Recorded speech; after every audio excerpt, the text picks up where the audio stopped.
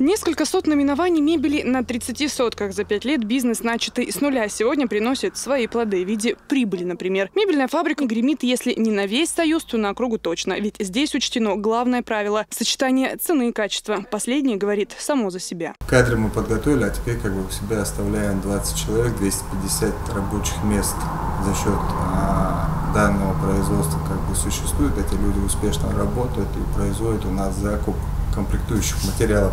На новые рынки выходим потихоньку, начинаем и ближайшие регионы обслуживать поставками.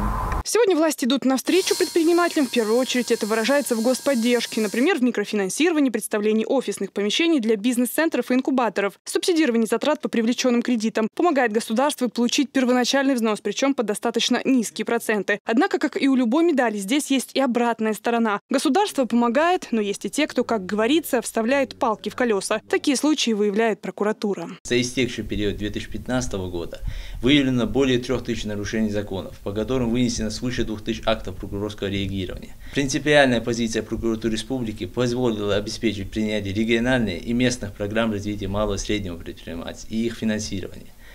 По требованию прокуратуры отменены и приведены в соответствии с действующим законодательством 797 нормативно-правовых актов. Развитие малого и среднего предпринимательства в республике – это не только то, что написано на бумаге, но и то, что реально работает и имеет под собой финансовую почву. Так, например, в рамках реализации программы по поддержке малого и среднего предпринимательства только в прошлом году было выделено 250 миллионов рублей. В этом году сумма гораздо больше. Помимо этого, каждый ИП может выиграть грант, чтобы начать или продолжить свое дело. Сегодня Комитет правительства по малому бизнесу и предпринимательству готовит необходимые документы Федеральному центру. Когда заседание конкурсной комиссии состоятся, будем знать вопросы, какими деньгами мы в этом году располагаем, мы объявим свой конкурс о том, что мы начали активный прием документов. Хотя мы и сегодня его ведем, но уже тогда, располагая полноценной информацией, что мы можем, и будем вести прием документов. Мы думаем в этом году участвовать в иных конкурсных мероприятиях.